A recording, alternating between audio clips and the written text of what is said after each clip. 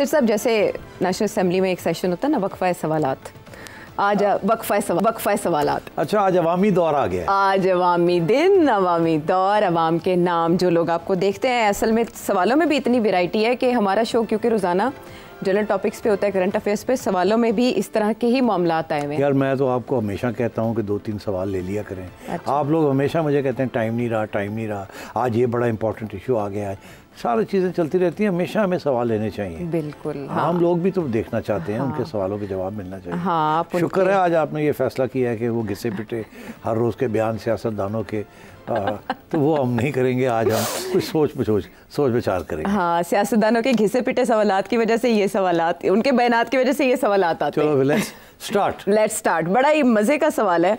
आपको पता है हमारे सियासत की अपॉइंटमेंट, रिटायरमेंट या फिर अमेरिका में कौन सा प्रेसिडेंट आएगा तो पाकिस्तान में हुकूमत चेंज होगी, यही होता है ना हमारी सियासत घूमती जैसे। या बांग्लादेश में जो तब्दीली आई उसका वो यहाँ आएगी या नहीं आएगी। हाँ, तो ये जो सवाल है बासित साहब न्यू जर्सी से, ये कुछ ऐसा ही सवाल कर रहे हैं। अच्छा। जी, आपका मुशाहिदा, तजर्बा और आपकी चिड़िया अगले साल जनरल आसिम मुनीर की एक्सटेंशन के बारे में क्या बताते हैं? जी बताएं।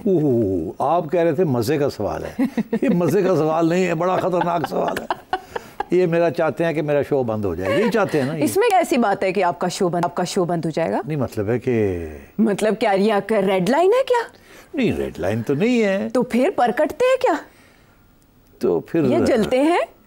अच्छा, तो फिर जवाब ये तो जवाब आपको देना पड़ेगा। हाँ। आपने मुझे मतलब है ये क्या है कि मज़े का सवाल है। हाँ। ये मज़े का नहीं है। नहीं, इससे पता चलेगा ना कि कौन। की स्पेकुलेशन हमें नहीं करनी चाहिए। नहीं करनी चाहिए, एहतियात करनी चाहिए आपके ख्याल में? नहीं, एहतियात तो हर चीज़ पे आजकल के ज़माने में करनी चाहिए। क्योंकि एहतियात वाहिद इलाज है। हाँ, वाहिद इलाज है, सर्वाइवल। आप नहीं कर रहे बात, लेकिन उमर अयूब साहब ने तो कर दिया, पता है? अच्छा, क्या कहता है? चले, मेरा ख्याल है उन्हीं की जुबानी आपको सुनवाते हैं। उनसे सवाल किया गया इसी बारे में, आप तो दामन बचा रहे हैं ना, उन्होंने नहीं बचाया ना। अब मुझे कुछ कहना पड़ेगा। हाँ, कहना पड़ेगा। सुने वो क्या कह रहे हैं। चले, मेरा ख्याल है कि उमर अयूब साहब ने आधा जवाब तो दे ही दिया है। क्यों आयशा? जी बिल्कुल। हाँ, वो तो कहते हैं कि जब टाइम आएगा तो देखा जाएगा एक्सटेंशन देनी है कि नहीं देनी। तो अब सवाल ये है कि क्या एक्सटेंशन मिलेगी या नहीं मिलेगी, तो अब पेशेंट को ही करनी पड़ेगी। लेकिन तजाद किया ना चीफ जस्टिस को, उन्होंने कहा फौरन घर जाएं, लेकिन आर्मी, हाँ जी, उन्होंने कहा उनका तो टाइम पूरा तो वो घर जाएं, लेकिन आर्मी चीफ का क्योंकि मुल्की हालात है, मुल्की मफाद है। अच्छा, वो तो ज्यादा बड़ा दायरा है। चलिए फिर आज हम जिसे कहते हैं ना कि जिन्होंने छलांग मार देने ऐसी। देखिए, बात यह है कि इस वक्त जो कानून है, कानून के मुताबिक तो वो 64 की उम्र तक रह सकते हैं आर्मी चीफ। बाजवा साहब के लिए ये कानून तब्दील किया गया था और वो it was not specific to him, so this means that he can stay as army chief till the age of 64। But term जो होती है वो 3 साल की होती है। दैट मीन्स नाउ सिंपली एक स्ट्रोक ऑफ द पेन के साथ उस वक़्त जो भी हुकूमत होगी, अगर वो चाहेगी तो इनको एक्सटेंशन मिल सकती है। और क्या मिलेगी या नहीं मिलेगी वो अलग सवाल है।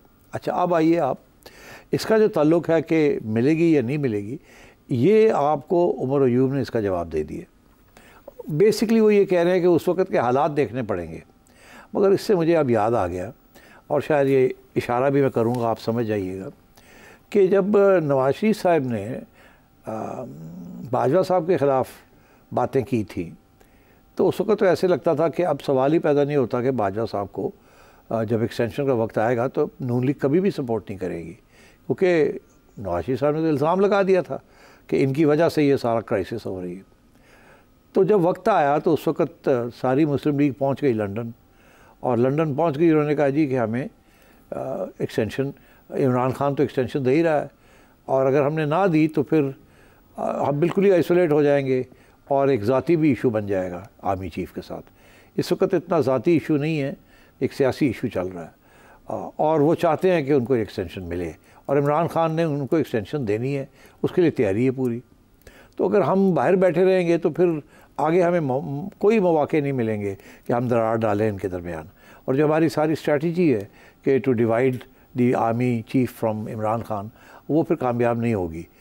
ये जो प्रेशर हम डालने की कोशिश कर रहे हैं, इसलिए मेरा ख्याल है कि हमें भी इसको सपोर्ट करना चाहिए। अब उनकी वो सियासी फ़ैसला था कि जी अगर हम नहीं सपोर्ट करते तो फिर बिल्कुल कोई चांस नहीं है आखिर बाजवा साहब को के करीब होने का और दरार डालने का बिटवीन बाजवा साहब एंड इमरान खान। तो इसलिए बेहतर ये है, एक चीज़ होने जा रही है तो इस वक्त असूलों पे क्या खड़े होने की ज़रूरत है, इस वक्त मौका परस्ती होनी चाहिए। और मौका परस्ती यही है कि हम बाजवा साहब की एक्सटेंशन जो है उसको सपोर्ट करें, बाहर ना खड़े रहें। डिवीज़न नहीं होनी चाहिए इसके ऊपर। मियाँ साहब मान गए इस बात को, हालांकि वो खुश नहीं थे मगर वो मान गए। उन्होंने कहा चलो फिर ठीक है, अगर सारी पार्टी यही कह रही है तो कर देते हैं। और आखिर में हुआ क्या कि वो इनके काम आई, क्योंकि इन्होंने बाजवा साहब को न्यूट्रलाइज़ कर दिया उस एक्सटेंशन के साथ। और जब वक्त आया और वो थोड़े से मतलब है कि नाराज़ हो गए इमरान खान से या दूर होने लगे, वो सेम पेज में के क्रैक्स आने शुरू हो गए, तो ये जो पॉलिसी थी नून लीग की ये कामयाब हुई, क्योंकि इन्होंने बाजवा साहब के साथ रबते शुरू कर दिए और बाजवा साहब ने इनके साथ रबते शुरू कर दिए, और जिसकी वजह से फिर आखिर में इनको कामयाबी हुई और बाजवा साहब और इमरान खान के दरमियान एक दरार पड़ गई थी। अब सूरत हाल ये है कि उमर अयूब भी यही बात कह रहे हैं। बड़ी इंटरेस्टिंग बात है। और ये रिसेंटली जो इमरान खान ने जो बयान दिया है कि हम जो लोग जिन लोगों ने May 9 में हिस्सा लिया था, अगर उनके ख़िलाफ़ कोई एविडेंस है तो हम कंडेम करेंगे और उनको सपोर्ट भी, और अब सिपा सलार और इस किस्म की बातें करनी शुरू कर दी हैं कि उनको अटैक ना करें एंड सो ऑन। तो ये अब PTI की भी इसी किस्म की स्ट्रेटजी शुरू हो गई है कि किसी तरीके के साथ ये जो इशू बन गया है between Imran Khan and the army chief, इसको थोड़ा सा लाइटन किया जाए, इसको रिड्यूस किया जाए, ताकि अगर कल को कोई मौका आए तो हम भी उसी किस्म का रोल अदा कर सकें जो कि नून लीग के लीडर्स ने किया था विद बाजवा साहब, और आर्मी चीफ को थोड़ा सा न्यूट्रलाइज़ करें हम, क्योंकि वो ज़ाहिर है बड़े नाराज़ हैं इन लोगों के साथ जिस तरीके से उनके साथ रवैया किया गया, और उसके बाद खान साहब का शुरू में और उसके बाद खान साहब के हिदायत के ऊपर सारी PTI ने जो कुछ सोशल मीडिया पे उनके ख़िलाफ़ किया। तो ये अब उमर अयूब ने इस बात को खुला छोड़ दिया। अच्छा, अब इसका ये मतलब है कि उनकी उम्मीद ये है कि किसी न किसी स्टेज पे ये इशू खड़ा होगा और उन्हें भी सोचना पड़ेगा। इसलिए बेहतर यही है कि इसी वक्त कोई इस किस्म का बयान ना दिया जाए जिसके साथ सारे दरवाजे बंद कर दिए जाए। तो अब आइए आगे होगा क्या। अब मैं नहीं समझता कि इमरान खान को इतनी जल्दी रिलीफ मिलने वाली है, और रिलीफ बेसिकली इस्टेब्लिशमेंट की तरफ से ही है, क्योंकि इस वक्त issue between Imran Khan and establishment है या PTI एंड इस्टेब्लिशमेंट है। बिकॉज May 9 जो है वो उसको माफ़ करने के लिए वो तैयार नहीं है, क्योंकि that is a direct attack on the institution. और ये वो इंस्टीट्यूशन है जो 70 साल से सब कह रही है और समझ रही है और तारीफ़ और अपनी तारीफ़ करती है और तारीफ़ लोगों से बनवाती है कि it is the only force that is holding this country together and so on, united. तो इसलिए इसको अटैक करना is unforgivable, and therefore that is a big problem that Imran Khan faces. Nawaz Sharif ने कभी इस तरीके से अटैक नहीं किया था, और वो भी एक हल्की सी अटैक थी कि जी आप अलग, आप न्यूट्रल हो जाएं, ये ना करें वो ना करें, और उसके ऊपर कितना फिर बैकलैश आई थी। तो ये खान साहब ने तो हर मतलब क्या नहीं कहा। और so my sense is Umar Ayub is also hoping कि वो दिन आएगा कि शायद इन्हें भी इस किस्म की कोई स्ट्रैटेजी इख्तियार करनी पड़े। अब आप आइए, आर्मी चीफ की उम्र मेरा ख्याल है कितनी है, 55, 56, 57 है, इतनी है अकॉर्डिंग टू विकीपीडिया। तो कानून जो बनाया था जब बाजवा साहब के लिए वो यही था कि किसी आर्मी अफसर को एक्सटेंशन नहीं मिलेगी, मगर ये रूल जो है ये आर्मी चीफ को अप्लाई नहीं करता, और उनकी जो है वो 64 की उम्र तक उनको एक्सटेंशन मिल सकती है, और वो प्राइम मिनिस्टर का प्रेरोगेटिव होगा। तो अब इसका ये मतलब है कि अगर प्राइम मिनिस्टर साहब चाहें तो बाजवा साहब के लिए तो अमेंडमेंट करनी पड़ी थी, इनके लिए अमेंडमेंट की ज़रूरत भी नहीं पड़ेगी, ये सीधी एक्सटेंशन हो जाएगी by stroke of the pen. तो अब सवाल ये आया कि क्या एक्सटेंशन होगी, क्या आसिम मुनीर साहब चाहेंगे कि वो एक्सटेंशन लें। इस पर कोई शक नहीं है कि ये डिपेंड करेगा हालात के ऊपर, मगर जिस तरीके से आज हालात डेवलप हो रहे हैं, मुझे तो ऐसे लगता है कि आसिम मुनीर साहब को एक्सटेंशन मिल जाएगी। अच्छा, अब क्या वो मांगेंगे एक्सटेंशन? मैं नहीं समझता कि वो मांगेंगे, मगर उनको मिल जाएगी। जैसे ये इशू खड़ा हो गया है कि चीफ जस्टिस काजी फायज़ ईसा साहब, क्या इनको एक्सटेंशन मिलेगी या नहीं मिलेगी, तो वहाँ भी ये सवाल था क्या वो मांगेंगे या नहीं मांगेंगे। और मेरा ख्याल है जो गवर्नमेंट कानून अमेंड करने जा रही है, और बिल्कुल यकीनी तौर पे कानून को अमेंड करने जा रही है, उसमें यही है कि सबकी एज जो है ब्यूरोक्रेट्स की, और याद रहे कि जजेस and generals come under grades also, government grades 22 21 22। तो उनकी अगर सारों सबकी जो एज लिमिट है वो 64 कर दी जाए या 63 कर दी जाए, from 60 to 63, so automatically they remain in their current positions and they don't have to retire. तो ये जो 3 साल की जो लिमिट थी आर्मी चीफ की, वो तो वैसे ही एक्सटेंड हो सकती है। और चीफ जस्टिस का जो है, मैं ये समझता हूँ कि शायद गवर्नमेंट ये भी सोचे कि ये जो सारा इस वक्त जो है ना सीनियरिटी प्रिंसिपल चीफ जस्टिस की अपॉइंटमेंट का, जो कि इफ्तिखार चौधरी साहब के ज़माने के बाद इम्प्लीमेंट किया जा रहा है, अब मेरा ख्याल है इसको भी गवर्नमेंट अटैक करेगी, इसको भी तब्दील करने की कोशिश करेगी। इसीलिए ये सारी चीज़ें जो है ना ये पाइपलाइन में हैं। अगले 2-3 माह के अंदर अंदर बहुत कुछ होने वाला है और पार्लियामेंट हरकत में आने वाली है, और वो हरकत में जब आएगी तो ज़ाहिर है कि उस वक़्त सुप्रीम कोर्ट के साथ या कुछ जजेस के साथ क्लैश होगा, और इसलिए look out for it. But government is determined, 2-3 चीज़ें, army chief will stay, government will stay and parliament will stay, and Imran Khan will not be given any relief। ये इस वक्त की सूरत हाल है। यानी अभी तक की सिचुएशन के मुताबिक ये आपका एनालिसिस है। अगर एक्सटेंशन मिल जाती है तो chief justice will also stay, और 25 अक्टूबर को वो रिटायर्ड हो रहे हैं और 26 को उनकी सालगिरह है। अगर उन्हें एक्सटेंशन मिल जाती है तो सालगिरह का गिफ्ट भी मिल जाएगा हुकूमत अगर की तो तरफ से। एज का इशू ख़त्म हो जाता है तो फिर एक्सटेंशन इट्स ऑटोमेटिक, हाँ अप्लाइड, ऑटोमेटिकली अप्लाई हो गई। हाँ तो मसला तो मैं ये समझता हूँ इस वक्त सुप्रीम कोर्ट के अंदर मेजॉरिटी जजेस जो हैं वो चाहते हैं कि ये इसीलिए अब आप देखिए जो अगले बनने वाले हैं चीफ जस्टिस, अगर ये चीफ जस्टिस रिटायर होते हैं तो मंसूर अली शाह साहब, उनकी तरफ से बड़े स्ट्रॉन्ग बयान आने शुरू हो गए हैं कि हमारी जजमेंट्स को इम्प्लीमेंट करना है। अब ये मैंने 3 दिन से ये सुन रहा हूँ, वो जजमेंट्स के अंदर भी कह रहे हैं, हर जगह पे यही कह रहे हैं कोई और रास्ता नहीं इम्प्लीमेंट करने पर, और हम करवाएंगे जी। तो अब बात ये है कि जाहिर है कि उन्हें कोई शक है या फिक्र है कि ये शायद उनकी जजमेंट इम्प्लीमेंट ना हो। कौन सी जजमेंट इम्प्लीमेंट ना हो? वो एक ही जजमेंट है जिसके ऊपर सारा कुछ खड़ा है, वो रिजर्व सीट्स की। रिजर्व सीट्स अगर पार्लियामेंट जजमेंट सुप्रीम कोर्ट की को नहीं करती तो उसके बाद फिर और कानून पास कर देती है और इनके ऑर्डर्स नहीं फॉलो करती, तो then we have a serious problem on our hands. और मैं समझता हूँ कि सुप्रीम कोर्ट के अंदर भी आप ये जो डिवीज़न है ये खुली आम सामने आने वाली है। ये भी मैं पेशन गोई कर रहा हूँ। मुझे याद है 1998 में क्या हुआ था। 1998 में जो लोग हमारे व्यूअर्स हैं जिनको नहीं याद, मैं याद दिलाता हूँ कि 1998 में नवाज शरीफ साहब प्राइम मिनिस्टर थे। 97 की इलेक्शन 2/3 मेजॉरिटी से जीत के आए थे। Sajjad Ali Shah prime minister chief justice थे और फ़ारूक लगारी साहब प्रेसिडेंट थे। बेनज़ीर भुट्टो साहिबा को निकाला था 96 में, और उसके बाद एक इंटरिम गवर्नमेंट आई। उसके बाद नवाज शरीफ साहब इलेक्शन जीत के आए।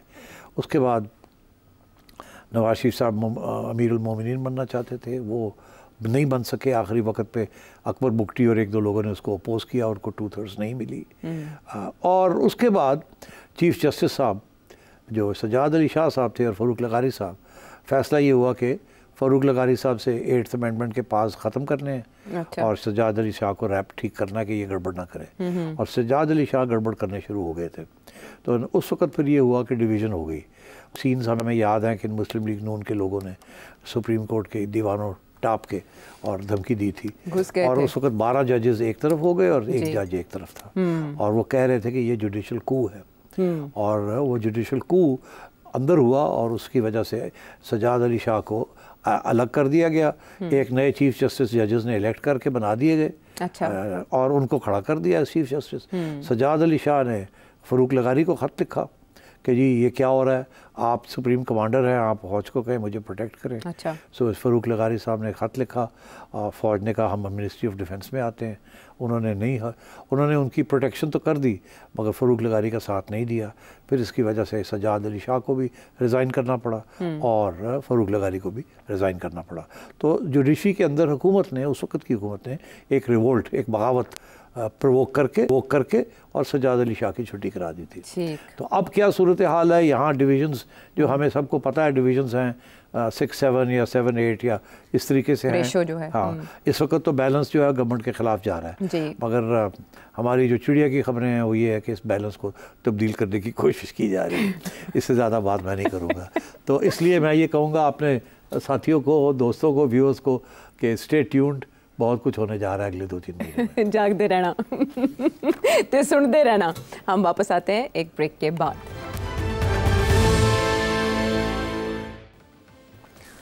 शो में एक बार फिर खुश आमदेद। बासित साहब न्यू जर्सी से, उनके सवाल का तो कम्प्रीहेंसिव जवाब मिल गया। अब आते हैं पाकिस्तान के अंदर, लाहौर से अदील साहब क्या जानना चाह रहे हैं? सेठ साहब, नवाज शरीफ 99 में भी और 2017 में भी तकरीबन 1 से 1.5 साल कैद में रहने के बाद मुल्क से बाहर चले गए। इमरान खान को भी कैद में 1 साल से ज़्यादा का अर्सा गुजर गया है। क्या मुस्तकबिल करीब में इमरान खान किसी मुल्क में जिला वतनी इख्तियार कर सकते हैं? और ऐसे में जब आप प्रेडिक्ट कर चुके हैं कि उन्हें रिलीफ भी नहीं मिलना, तो जिला वतनी ऑप्शन है? अच्छा देखिए, तारीख़ में ज़रा चलते हैं, फिर बड़ा ज़रूरी होता है तारीख़ को देखना।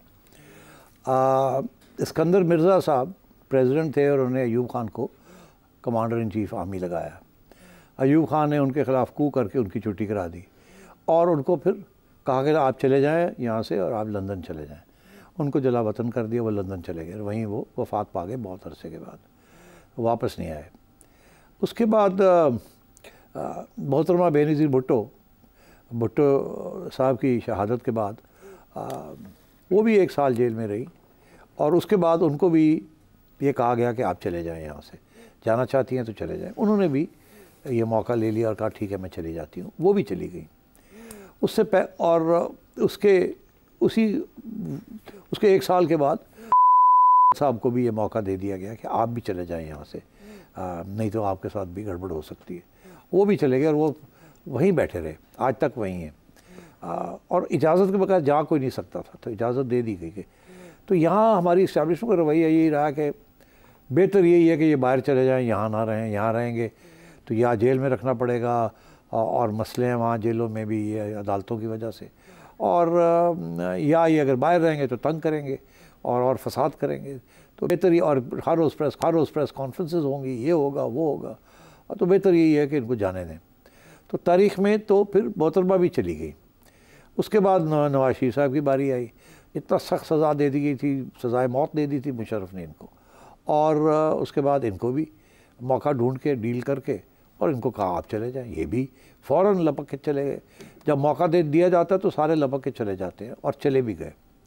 मगर दिलचस्प बात यह है कि मोहतरमा बेनज़ीर भुट्टो भी 4 साल 5 साल बाहर गुजार के जब यहाँ हालात देखे कि अब सही हैं, मौका है, तो वो भी पाकिस्तान 1986 में आफ्टर 4 years और 5 years of exile in London वो वापस आ गई और आई, और बहुत बड़ी हिस्टोरिक रिसेप्शन हुई। और ज़ियाउल हक साहब हिल गए क्योंकि इलेक्शन आ रहे थे आगे। वो और बात है उसके बाद क्या हुआ, मगर वो वापस आ गई। नवाज शरीफ साहब और बेनज़ीर भुट्टो साहब भी वापस आ गए from exile without completing their terms, जब जनरल मुशर्रफ के दिन ख़त्म होने जा रहे थे, और मोहतरमा ने एक डील करके वापस आ गई। और जब वो वापस आ गई, उस वक्त डील ये नहीं थी कि वो वापस आएंगी, डील ये थी कि आपकी पार्टी को इलेक्शन में हिस्सा देने की इजाज़त दी जाएगी, आप लंदन में ही रहें, इलेक्शन के बाद अगर आपकी पार्टी जीतती है तो आप आ जाएं। मगर उन्होंने देखा कि मौका सही है, इस वक्त अफरा तफरी है मुल्क के अंदर, इलेक्शन अनाउंस हो गए हैं, सब कुछ तैयारी है, now is the time to go back, ये कुछ नहीं कर सकेगा, मुझे जेलों में नहीं डाल सकेगा। तो उन्होंने लपक के जहाज़ पकड़ा और आ गए। बहुत बड़ी रिसेप्शन उनकी कराची में हुई, और उसके बाद फिर उनके ऊपर 2 असैसिनेशन अटैम्प्ट्स भी हुई, एक कराची में और बाद में जो कामयाब नहीं हुई, और उसके बाद जो इस्लामाबाद पिंडी में जो कामयाब हो गई। तो जाहिर है कि उन्होंने एक अंडरस्टैंडिंग जो थी उसको तोड़ा था। उसके बाद उसी दौरान नवाज शरीफ ने सऊदी अथॉरिटीज़ को कहा कि अगर बेनज़ीर अपना मुआहदा तोड़ सकती है मुशर्रफ के साथ, तो फिर मुझे क्यों आपने रोका हुआ है, मुझे भी इजाज़त होनी चाहिए जाने की।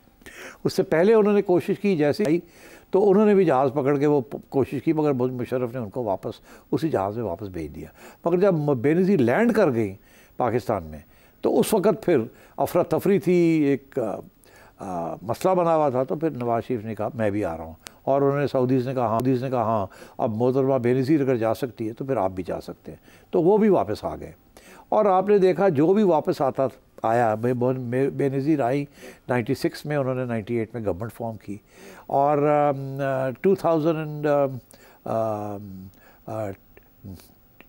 मुशर्रफ 2007 में वो जब वापस आई तो बिल्कुल इलेक्शन उन्होंने जीतनी थी। उनकी वफ़ात के बाद भी, असैसिनेशन के बाद भी आसिफ जरदारी और पीपल्स पार्टी ने इलेक्शन जीत ली 2008 की, इसी वजह से। तो जब वो जो लोग चले जाते हैं वो बच जाते हैं, और जब वक्त आता है तो वो वापस आ जाते हैं, और जब वापस आते हैं तो हीरोज़ वेलकम मिलती है उन्हें, और वो हमेशा इक़्तिदार हासिल कर लेते हैं। तो ये तो हिस्ट्री है। अब इस हिस्ट्री में आप देखें इमरान खान का फ्यूचर क्या है। अब अगर इमरान खान को ये छोड़ देते हैं और वो कहते हैं कि आप चले जाएं बाहर, और कोई डील हो जाती है इस किस्म की, तो सवाल दो खड़े होते हैं। क्या खान साहब ये डील एक्सेप्ट करेंगे कि मैं चला जाता हूँ और ठीक है, या वो एक कि नहीं मैं यहीं हूँ, मैंने नहीं जाना आवाम को छोड़ के, जैसे पहले लोग भागते रहे, मैं नहीं जाऊँगा, मैं भागने वालों में से नहीं हूँ। एक ये सवाल खड़ा होगा, और दूसरा ये सवाल खड़ा होगा कि क्या अगर यहाँ रहते हैं तो उनके साथ क्या होगा, और अगर वो वहाँ चले जाते हैं तो क्या वापस आ सकेंगे या नहीं आ सकेंगे। तो मुख्तसर जवाब ये है अब आपके सवाल का, ये तारीख़ के बैलेंस के अंदर, in the light of this जो रिकॉर्ड आपको बताया कि रिकॉर्ड ये है कि जो पॉपुलर पॉलिटिशियन को एग्जाइल कर दिया जाता है वो किसी न किसी वक्त वापस आ जाता है, और जब वो वापस आता है तो वो आके इक़्तिदार हासिल कर लेता है, और वो उसी वक्त आता है जब उसे नज़र आ रहा होता है कि जो इस्टेब्लिशमेंट है उसके हाथ से पावर निकल रहा है, या आवाम खड़ी हो गई है, या what ever reason, could be war, could be internal strife, could be anything. तो अब क्या इस सूरत में क्या इमरान खान को ये इस्टेब्लिशमेंट इजाज़त देगी बाहर जाने का? मैं समझता हूँ नहीं देगी। अब आप पूछिए क्यों? क्योंकि पहले ही इस्टेब्लिशमेंट से तो दे दिया था, इनको नहीं देंगे। इनको इसलिए नहीं देंगे क्योंकि एक मेजर रीज़न ये है कि जब को दिया था बाहर जाने की इजाज़त तो उनकी बेस जो था वो पाकिस्तान में ही था, बाहर उनका कोई बेस नहीं था। इसी तरीके के साथ मोहतरमा को जब किया तो उनका बाहर कोई बेस नहीं था, और उनका बेस यही था, बाहर कोई ख़ास लिफ्ट कराने वाले लोग नहीं थे। नवाज शरीफ को भी जब सऊदी अरेबिया भेजा तो इसीलिए भेजा था कि शायद लंदन में उनका छोटा मोटा बेस था, उस वक्त नून लीग पॉपुलर थी, तो इसलिए सऊदी भेज दिया, मगर बाद में वहाँ भी उनका कोई ख़ास बेस नहीं बना। फ़र्क यह है कि इमरान खान का बहुत बड़ा बेस है एक्सपैट्रिएट पाकिस्तानीज़ में, यह अनप्रेसिडेंटेड। मतलब है कि कोई पाकिस्तानी 10 में से अगर आप 8 पाकिस्तानी मिलें आपको लंदन में या यूके में या यूएसए में, तो there all supporters of Imran Khan. ये बहुत बड़ी बात है। इमरान खान लंदन में बैठ के या न्यूयॉर्क में बैठ के एक टाइडल वेव क्रिएट कर सकता है, वो वहाँ बैठ के हर रोज़ इतने बड़े मजबे कर सकता है और इस किस्म की अप्रोच कर सकता है टू वेरियस गवर्नमेंट्स। वो इंटरनेशनल उनका स्टेचर ऐसा है, और उनके साथ है क्लास प्रोफेशनल्स हैं कि दे कैन क्रिएट हैवक, और वहाँ से बैठ के वो इतना प्रेशर क्रिएट कर सकते हैं कि आप इमेजिन नहीं कर सकते। तारीख़ में बहुत से ऐसे केसेस हुए हैं जहाँ बहुत से लोग बाहर गए, उनका बाहर वो बेस ही नहीं था। आयतुल्लाह ख़ोमेनी भी बहुत अरसे के लिए बाहर में जला वतन था, मगर कोई ख़ास बेस नहीं था वहाँ। बस जब ईरान के अंदर हालात तब्दील हुए अवामी प्रेशर की वजह से, तो वो वापस आए और इनकलाब में हिस्सा लिया। व्लादिमीर लेनिन, उनका भी यही है, वो भी बड़ा अरसा लंदन में एग्ज़ाइल में थे, और उसके बाद जब रशिया के अंदर तब्दीली आनी शुरू हुई अवाम की वजह से, तो उन्होंने भी जलावती ख़त्म की और ख़ुद आ गए और बोल्शेविक रेवोल्यूशन को लीड किया और कामयाब हुए। तो खान साहब का तो बहुत बड़ा बेस है वहाँ, इसलिए मैं समझता हूँ इस वजह से खान साहब को वो नहीं जाने देंगे। अब आई बात कि जी खान साहब खुद जाना चाहेंगे कि नहीं। अच्छा, ये आपको हैरानगी होगी इस बात की, क्योंकि इसी वजह से, क्योंकि उनका बहुत बड़ा बेस है वहाँ और बहुत बड़ा सपोर्ट बेस है। सिर्फ ब्रिटिश कंजर्वेटिव पार्टी के अंदर भी सपोर्ट है उनका, और भी बड़ा सपोर्ट है इधर उधर। तो इसलिए खान साहब जो हैं वो जाना चाहेंगे। अब बहुत से लोग हैं वो कहते हैं खान कभी नहीं जाएगा, वो जेल नहीं छोड़ेगा। मैं समझता हूँ खान को आज आप कहें कि जी आप चुप कर जाएं, ये ना करें वो ना करें, इस हुकूमत को कंप्लीट करने दें टर्म, खान फ़ौरन मान जाएगा और खान चला जाएगा और वहाँ जाके मुकर जाएगा और खान वहाँ से हमले करेगा। इसलिए यही तज्ज़िया है इस्टेब्लिशमेंट का भी।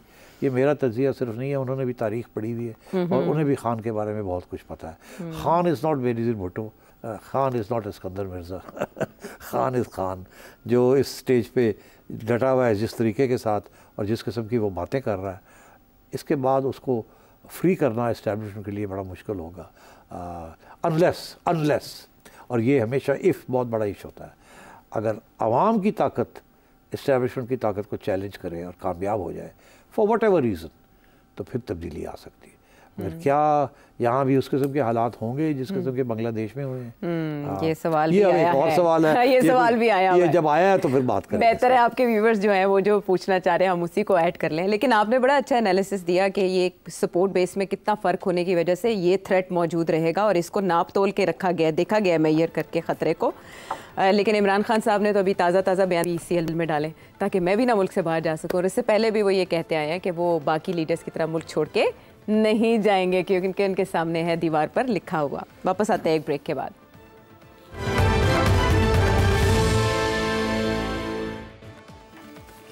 शो में साथ देने का शुक्रिया। अब जो जिक्र छेड़ा है सेठी साहब ने, हम उसी पे बात करेंगे और इसी पे सवाल जो आया है वो मोहम्मद कासिम साहब हैं सऊदी अरब से। जी, क्या बांग्लादेश में किसी अमेरिकन CIA या जो मोसाद इसराइल की जो खुफिया एजेंसी है उनका हाथ नहीं है? अगर उनका हाथ है तो मुझे जो शक पड़ता है इमरान खान की तरफ से जो भौचाल मचाया हुआ है उसको चिंगारी देने के लिए क्या ये एक डेमो नहीं दिखाया गया पाकिस्तान की आवाम को? हाँ, इंटरेस्टिंग सवाल है। पहले बांग्लादेश को टैकल कर लेते हैं।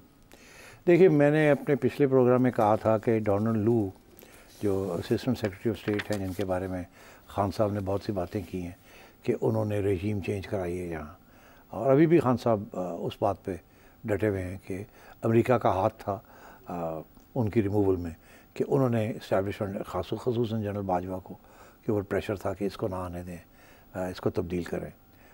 अब क्या वो साजिश थी या कोई डायरेक्ट ऑर्डर था, ऐसी तो बात नहीं थी, मगर एक इंडिकेशन थी।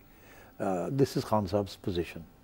अच्छा, अब सूरत हाल ये है कि बांग्लादेश के अंदर भी लोगों ने ये बात लिखी है, स्पेशली इंडियन कमेंटेटर्स, वो ये कह रहे हैं कि अमेरिका का हाथ है इसमें।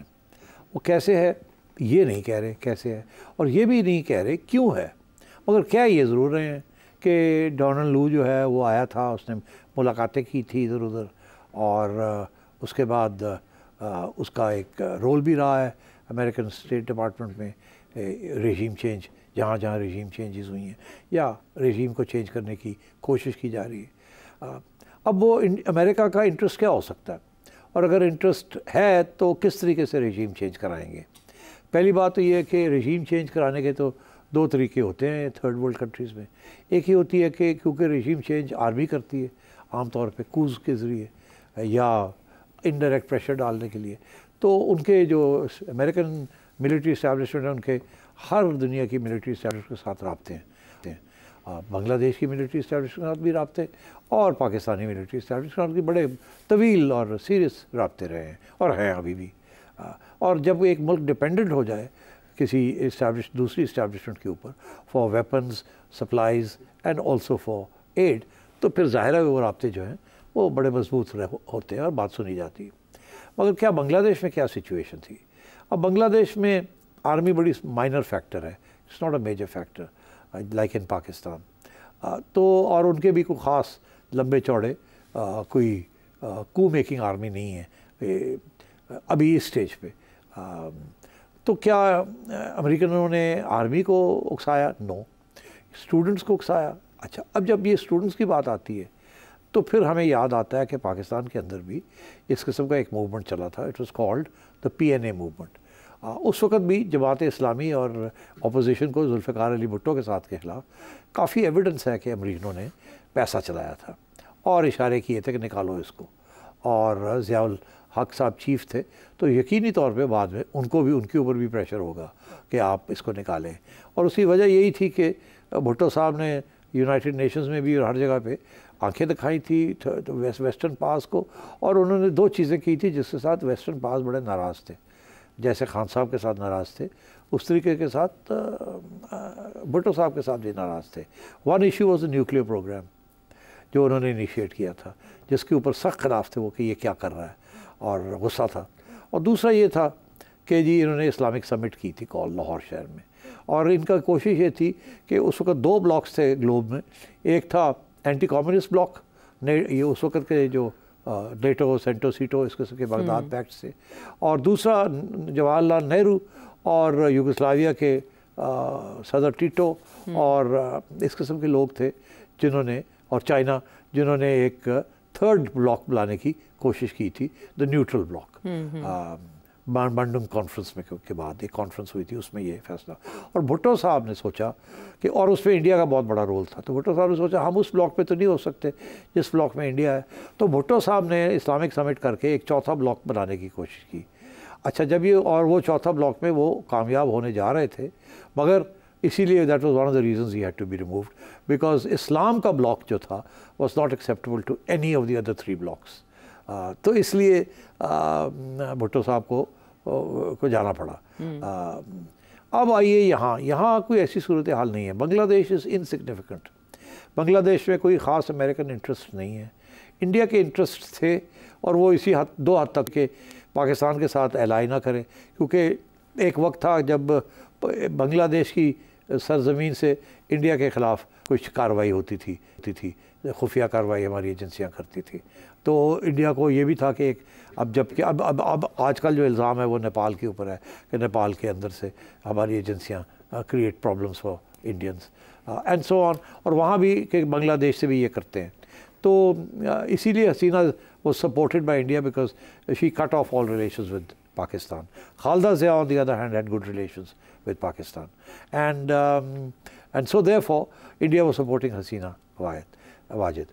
And the Americans, उनका सिर्फ एक इंटरेस्ट था कि हसीना वाजिद जो है वो चाइना के करीब ना जाए, इंडिया के करीब ज़रूर रहे। इनफैक्ट इंडिया के ब्लॉक के अंदर बिल्कुल वेलकम। आखिरी स्टेजेस पे हसीना ने इंडिया से थोड़ा दूर होने की कोशिश की और उन्होंने चाइना के साथ कम्युनिकेशन खोल ली और उनको कोई रेल लाइंस और रोड लाइंस देने का फ़ैसला किया, क्योंकि इंडिया के साथ रिवर्स और पानी के ऊपर प्रॉब्लम्स हल नहीं हो रहे थे। तो उन्होंने सोचा कि थोड़ी बहुत लेवरेजिंग की जाए, जिसकी वजह से इंडिया भी नाराज़ था और अमेरिका भी नाराज़ हो गया, क्योंकि आजकल के ज़माने में इंडिया अमेरिका कोई भी एक्सेप्ट नहीं कर सकता किसी को भी कि वो चाइना के करीब हों, बिकॉज बहुत बड़ा कॉन्ट्रडिक्शन और क्लैश आ रहा है और चल रहा है बिटवीन अमेरिका एंड चाइना। अब वो रशिया वाली चीज़ इतनी नहीं रही जितनी वो जब फ्यूचर का सोचते हैं तो वो चाइना का सोचते हैं। तो इसलिए मैं समझता हूँ कि इसमें ज़रूर ये हो सकता है कि थोड़ा बहुत अमेरिकनों का हाथ हो, मगर कोई एविडेंस नहीं निकली इस वक्त तक। इंडियंस बड़े कन्विंस्ड हैं 2 बातों के। एक भी वो ये कहते हैं कि ये साहब जो हैं यूनस, ये जो हैं ये बड़े प्रो अमेरिकन हैं और हमेशा इनको अमेरिका की और वेस्ट की सपोर्ट रही है। इसके ऊपर बाद में हम बात करते हैं। और दूसरा ये कि चाइना की वजह से कि हसीना का करीब होना अमेरिकन का भी इंटरेस्ट आ चुका था। मेरा ख्याल अगर था तो इतना ही होगा कि नॉट दिया होगा कि we don't mind get rid of या it's okay no problem. But क्या उन्होंने कोई डिलिबरेटली कोई चीज़ प्रोवोक की, मैं नहीं समझता। इतना इंटरेस्ट नहीं था उनका। मगर क्या अगर ये ऐसे हो, would it suit them? Yes, why not. Conspiracy theories Pakistan में और सियासत में हमेशा चलती हैं, हमेशा। पहले पाकिस्तान तहरीक इंसाफ और एस्टैब्लिशमेंट की जब बॉन्डिंग थी तो नून लीग ने उसमें अपनी जगह बनाने की कोशिश की, और अब वो वक्त है कि पाकिस्तान तहरीक इंसाफ की तरफ से ये कोशिश की जा रही है कि ये जो लव बॉन्ड है या फेयर है, इसके दरमियान अपनी जगह तलाश की जाए। उस पर आपने एनालिसिस भी दिया। मुसद्दिक मलिक साहब बहुत गुस्से में दिखाई दिए हैं। उन्होंने प्रेस कॉन्फ्रेंस में क्या कहा है वो शामिल करूंगी मैं, फिर उसके बाद समझना चाहती हूँ कि उनकी बॉडी लैंग्वेज क्या बता रही है, नून लीग किस मूड में है। जी, हम कहते हैं बात करें, आप कहते हैं धरना करें। बात करें या धरना करें? हम कहते हैं कि आइए बैठे सुलझाएं। तो भाई बात करो, बर्बाद नहीं। बात करो, बर्बाद मत करो। सुलझाओ, उलझाओ मत। को करेंगे, हमें हटाना हटा दें। हम तो पहले आपको कह रहे थे, आप कहते हैं आपकी ज्यादा सीटें आए, क्यों नहीं लिया आपने? जब हमने आपको कहा कि आए, आप कहते हैं आपकी ज्यादा सीटें हैं तो हुकूमत बनाए, तो क्यों नहीं बनाई? हम दोबारा आपसे कहते हैं आइए बात करें। ये तो बड़े कूल माइंडेड, बड़े नरम को हैं, ये इनको गुस्सा क्यों इतना है? नहीं, गुस्सा नहीं है, it's a way of arguing. गुस्सा नहीं है। अच्छा, मुसद्दक इज बेसिकली सेइंग दिस कि यार अब हम तो हमेशा तैयार थे बात करने के लिए। You are the one who is not being talking to us. तो अब ये धरने शरने बंद करें। अच्छा, मैं आपको बताऊं क्यों मुसद्दक बोला है। इशू तो ये है ना, क्यों ये उन्होंने बात कही है। इनको भी कहा गया है कि ओए देखो, आप लोग तो हमारा मदद ही नहीं कर रहे हो इसको पीटीआई को टैकल करने में, जैसे आपने हाँ कहा। तो आप भी एक बात तो ये शुरू करें ना कि हम बात करने के लिए तैयार हैं, ताकि हम जो इशारे कर रहे हैं उसको थोड़ी सी मकबूलियत मिले। ठीक है। तो आप भी ये कहें इसको कि हम तैयार हैं, तैयार हैं, तैयार हैं। और ये जो धरने शरने हैं इनको बंद किया जाए, क्योंकि ये उधर से भी तो यही पैगाम आ रहा है ना, टोपी वाले से भी तो यही पैगाम आ रहा है ना, मैं यही पैगाम दे रहा हूँ ना, तो कि भाई धरने शरने बंद करो, गाली गलोच बंद, ठीक, और लेट्स स्लोली मूव फॉरवर्ड। तो और आप तो ये भी मुसद्दक भी वही कह रहा है। मगर मैं आपको एक बात बताऊँ, मैं खुश नहीं हूँ with the performance of this government. अभी तक इन्होंने मईशत के ऊपर भी काबू नहीं किया सही तरीके से। IMF के साथ भी मेरे हिसाब से नेगोशिएशंस तकड़ी नहीं की। तीसरी चीज़ ये कि अवाम को न्यूट्रलाइज नहीं किया, कोई बयानिया नहीं बनाया अभी तक जिसके साथ अवाम थोड़ी समझे मुश्किलों को। वो आप नहीं कर सके। और अब ये ताजर वाजर ये सारे शुरू हो गए हैं।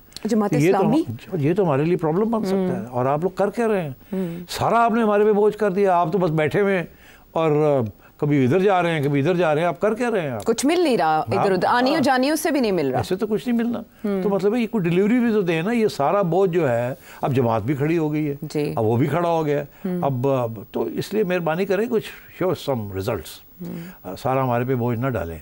तो अभी पिछले याद में मैंने आपसे कहा था कि कुछ अंडरस्टैंडिंग ये हुई है कि नून लीग की तरफ से ये कहा गया है कि देखें हम इकॉनमी को देखते हैं और आप देख लें बाकी आप सारी चीजें देखें। आप इमरान को भी आप देख लें और टेररिज्म को भी आप देख लें और टेररिज्म को भी आप देख लें। हमारे पास तो वैसे ही पावर नहीं है। तो हम तो नेशनल इंटरेस्ट के लिए आए थे यहाँ। और इदारे भी सारे आपके कंट्रोल में है, पुलिस भी आपके पास है, रेंजर्स भी आपके पास है, तो इंटेलिजेंस एजेंसी भी आपके पास है। हमारे पास तो है कुछ नहीं, तो हम कैसे टैकल करेंगे?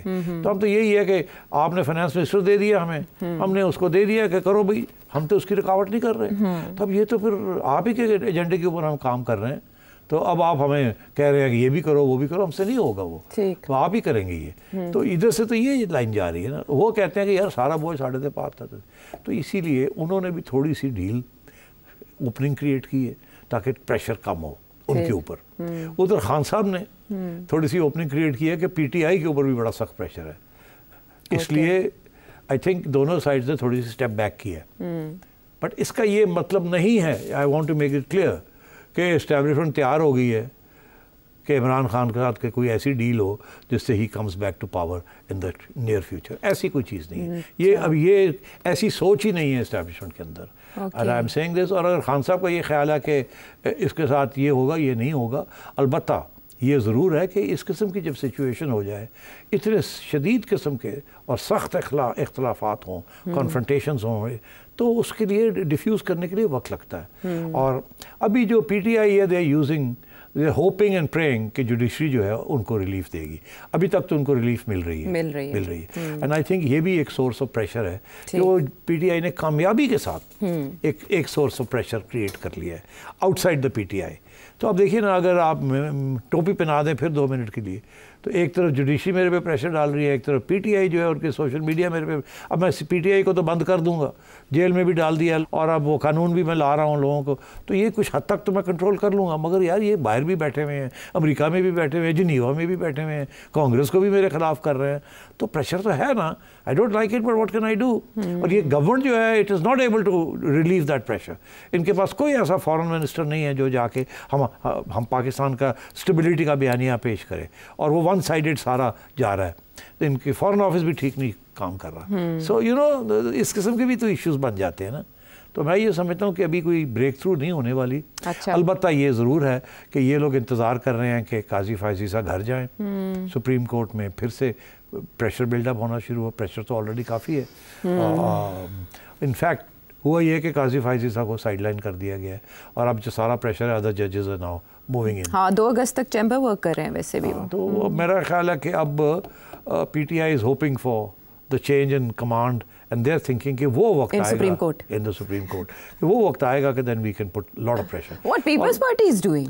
हाँ, बिलावल एंड जरदारी साहब कोई ऐसे बयानात नहीं दे रहे। जाहिर है कि उनको नजर आ रहा है कि ये गेम लड़ाई झगड़ा उनका नहीं है। ये लड़ाई झगड़ा है एक तरफ इस्टेब्लिशमेंट का और नून लीग का, और दूसरी तरफ PTI का। ये पीपल्स पार्टी का तो झगड़ा है ही नहीं। हाँ, वो तो आराम से बैठे हुए हैं, उन्होंने आराम से अपनी इलेक्शन जीती है जिस तरीके से हमेशा जीतते हैं। और बलूचिस्तान में भी उन्होंने अपनी गवर्नमेंट बना ली है जिस तरीके से वो बनाते हैं। उन्होंने तो कोई ऐसी चीज़ नहीं की है जिसके साथ वो डिपेंडेंट हो गए हैं। तो इसलिए वो तो बड़े चुप करके आराम से बैठे हुए हैं। और वो कह रहे हैं हम देख रहे हैं गेम किधर जा रही है, और जहाँ भी जाएगी, जहाँ हुक्म होगा वहाँ हम चले जाएंगे।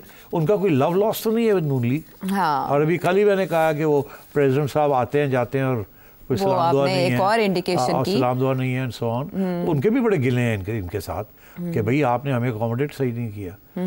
तो वो बड़ी क्लियर काट है। तो उन्होंने सपोर्ट इनको इसलिए किया, वो ऊपर से हुक्म आया करो इनको सपोर्ट, दैट्स इट। ठीक है। और कमर ज़ुबान कायरा साहब ने भी ये इशारा दिया कि अगर दुश्मन से बात हो रियासत के मफाद के लिए, तो मुल्क के अंदर जो कुव्वतें हैं उनसे बातचीत क्यों नहीं हो सकती। तो पीपल्स पार्टी ऐसी सियासत कर रही है कि वो अपने लिए रास्ता बना रहे हैं। हाँ, वो ये नहीं कह रहे कि ये इस हुकूमत के लिए बातचीत, हाँ, वो कह रहे हैं कि कल को उन्हें जरूरत पड़ गई बातचीत करने की, हाँ, तो वो तैयार हैं। ठीक है। जब इशारा आया कि बातचीत करो, वो जाके लपक के पहुंच जाएंगे बातचीत करने। ठीक। अब सेठी साहब से आपके सवालात। इरफान मस्कत से, ये जो हमारे कौमी लीडर बिलखसूस मियाँ नवाज शरीफ साहब और इमरान खान साहब, ये जो आवाम को बयानिया देते हैं, क्या इनका बयानिया आवाम की फलाह बहबूद होना चाहिए? क्या इनका बयानिया मुल्क की तरक्की और खुशहाली होना चाहिए, या इनका बयानिया एंटी इस्टेब्लिशमेंट होना चाहिए? मैं ये बात समझने से कासर हूँ कि जब कोई हमारा कौमी लीडर एंटी इस्टेब्लिशमेंट का बयानिया देता है तो वो पॉपुलर हो जाता है। क्या ये मुल्क के लिए अच्छा है? क्या सियासतदानों को ये ज़ेब देता है कि वो ऐसा बयानिया बनाए जिससे अवाम के दिलों में फौज के लिए नफरत पैदा हो जाए? खुद को अवामी लीडर कहते हैं, तो फिर अवाम ही की बात करे ना। जी अच्छा, चलिए इसको थोड़ा सा ऐसे करके देखते हैं। आप इसको देख रहे हैं कि ये एंटी इस्टेब्लिशमेंट बयानियाँ करके पॉपुलर हो जाते हैं, और क्यों ये करते हैं? अब अगर आप इनसे पूछें आप, तो वो भी हक बजा हैं। वो कहते हैं हम तो कभी भी एंटी इस्टेब्लिशमेंट के ख़िलाफ़ बयानियाँ नहीं बनाते, हम तो इस्टेब्लिशमेंट का सहारा लेके पावर में आना चाहते हैं और इस्टेब्लिशमेंट की खिदमत करना चाहते हैं। मगर होता ये है कि हमें काम नहीं करने दिया जाता, और इस्टेब्लिशमेंट जो है वो बहुत छोटी छोटी चीज़ों पे नाराज़ हो जाती है हमसे, खुद लेके आती है, फिर नाराज़ हो जाती है, फिर हमारी छुट्टी करा देती है, और हमारे दुश्मनों के साथ मिलकर हमारी छुट्टी करा देती है। तो फिर हम कहाँ जाएँ? तो फिर उस स्टेज पे जब हमारे पास और कोई रास्ता नहीं होता, तो फिर हम कहते हैं कि जी हमारे साथ ये हुआ। और वो जब हम ये बात करते हैं तो फिर इस्टेब्लिशमेंट को तकलीफ़ होती है, और जब वो तकलीफ़ होती है तो फिर प्रेशर पड़ता है इस्टेब्लिशमेंट के ऊपर। फिर वो सोचों में पड़ जाते हैं कि यार हमारा मुंह कैसे बंद किया जाए। इतनी देर में वो जो जिसके साथ वो बैठे होते हैं उनके साथ झगड़े शुरू हो जाते हैं छोटी छोटी चीज़ों के ऊपर, और फिर वो हमसे फिर से दोस्ती हो जाती है, और जिसके साथ बैठे होते हैं उसको फारग कर देते हैं, हमें वापस ले आते हैं। तो हम तो एंटी इस्टेब्लिशमेंट बयानियाँ नहीं बनाते, हमें कंपेल किया जाता है, क्योंकि हमें चलने नहीं दिया जाता, और छोटी छोटी चीज़ों के ऊपर नहीं चलने दिया जाता। इसीलिए तो नवाज शरीफ कहता है मुझे क्यों निकाला, एक दफ़ा नहीं, 2 दफ़ा नहीं, 3 दफ़ा। और अब खान साहब भी वही लगे हुए मुझे क्यों निकाला। उससे पहले जुनेजो कहता था मुझे क्यों निकाला, भुट्टो कहता था मुझे क्यों निकाला, सारे यही कहते हैं। और सबको लाने वाले कौन थे? इस्टेब्लिशमेंट लाने वाली थी। भुट्टो साहब को भी इस्टेब्लिशमेंट लेके आई एक हद तक, इट्स ट्रू कि अयूब खान की गवर्नमेंट के अंदर उनको लाया गया। फिर जब उन्होंने पीपल्स पार्टी बनाई और जब इशू बना कि इधर हम और उधर तुम, उस वक्त तो पावर जानी चाहिए थी ईस्ट पाकिस्तान को, तो इस्टेब्लिशमेंट ने भुट्टो साहब का साथ दे के उनको ले आए। तो मतलब है कि उसके बाद फिर भुट्टो साहब की छुट्टी हो गई सब, फिर लेके आए बेनज़ीर भुट्टो साहबा को, उसकी छुट्टी करा दी। फिर नवाज शरीफ को लेके आए, फिर नवाज शरीफ की छुट्टी करा दी। फिर बेनज़ीर को लेके आए, फिर बेनज़ीर की छुट्टी करा दी। फिर नवाज शरीफ को लेके आए, मार्शल लॉ लगा दिया, बहुत हो गया जी। तो अब बात यह है कि इसलिए मैं ये कह रहा हूँ कि ये एंटी इस्टेब्लिशमेंट बयानिया जो है ये आउट ऑफ कंपल्शन आता है, ये शौक़ से नहीं आता। उसकी वजह ये है कि सबको पता है कि रियल पावर कहाँ है, और सब यही चाहते हैं कि हम उस रियल पावर के साथ मिलकर हुक्मरानी करें।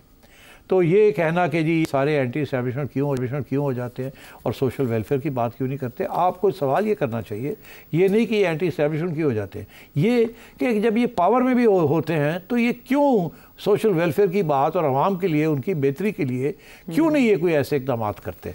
ये क्यों वही पुराने पॉलिसीज़ और पुरानी लूट मार वही चलती रहती है? और खान साहब के ज़माने में भी बिल्कुल ऐसे ही हुआ, total disarray of politics, disarray of foreign policy. तो जिसकी वजह से फिर इस्टेब्लिशमेंट फ्रस्ट्रेट हो जाती है, और फिर इस्टेब्लिशमेंट सोचती है यार इन्हों कढ़ो, किसी और ले आओ। तो you know, so I just want you to just rephrase this whole thing. ये नहीं है कि एवरीबडी इज़ एंटी इस्टेब्लिशमेंट। अब बात यह है कि दूसरा इशू इसका ये कि आप कहते हैं कि एंटी इस्टेब्लिशमेंट नारा बड़ा पॉपुलर होता जा रहा है। भाई साहब मैं आपको याद दिलाऊँ, इस मुल्क में एंटी इस्टेब्लिशमेंट नारा कभी भी पॉपुलर नहीं था। इस मुल्क में पंजाब के अंदर और KP के अंदर ख़ुसूसन और आज़ाद कश्मीर में इस्टेब्लिशमेंट या फ़ौज की बहुत इज़्ज़त थी। सिर्फ एक ऐसा आया था 1971 में कि थोड़ी देर के लिए थोड़ी सी गड़बड़ हो गई थी because of what happened in east Pakistan, और जो जंग हम हार गए थे। अगर अदर दैन दैट बहुत इज़्ज़त थी। तो ये क्यों, वो इज़्ज़त कहाँ चली गई, अब कैसे गई? वो यही हुआ कि वो लोग भी ये देखते हैं कि यार ये कोई भी हुकूमत आती है वो लाते हैं फिर छोटी करा देते हैं, चलने नहीं देते, और ये क्यों है ऐसे। और इसलिए अब पहले तो आप समझें कि एक तबका था जो कहता था कि एस्टैब्लिशमेंट हमेशा यही करती है, और बेसिक प्रॉब्लम पाकिस्तान का है कि ये बहुत ऑल पावरफुल एस्टैब्लिशमेंट है। मगर बाकी जो पाकिस्तानी थे पंजाब में ख़ुसूसन और केपी में, very pro establishment, pro army, pro military, can't do anything wrong, हमारे हीरोज़ हैं, गाने बने, सारा कुछ हुआ। तो अब बात यह है कि इतनी इंटरफेरेंस और इतनी इंटरवेंशनिज्म के बाद जबकि मामले हल नहीं हुए, तो अब लोग भी समझ, अब नई जनरेशन आ गई है, दुनिया में उन्होंने देखा है कि इस किस्म की इंटरवेंशंस कहीं और नहीं होती जितनी यहाँ इंटरवेंशंस होती हैं। इसीलिए अब लोग कहते हैं यार किसी गवर्नमेंट को चलन तो दो, बुरी है अच्छी है चलने तो दे। तो ये इसीलिए ये बयानिए भी आना शुरू हो गया है। तो मैं ये समझता हूँ your question is relevant but misplaced. The day the constitution is followed, establishment अपना रोल अदा करे जो उसका constitutional role है, which is a very important, powerful national security role. All facilities will remain, but ये जो interference है किसी को चलने नहीं देना, let the awam kick people out and bring people in. Thank you. इस नोयत के और भी बहुत से सवाल ये भी जानना चाह रहे हैं लोग कि सियासतदान खुद ऐसे काम करते हैं कि इन्विटेशन देते हैं या इंटरफेरेंस करनी पड़ती है। ऐसे बहुत से सवालात मज़ीद अगर आप जानना चाहें तो नंबर आपके सामने, अगले प्रोग्राम तक के लिए हमें इजाज़त।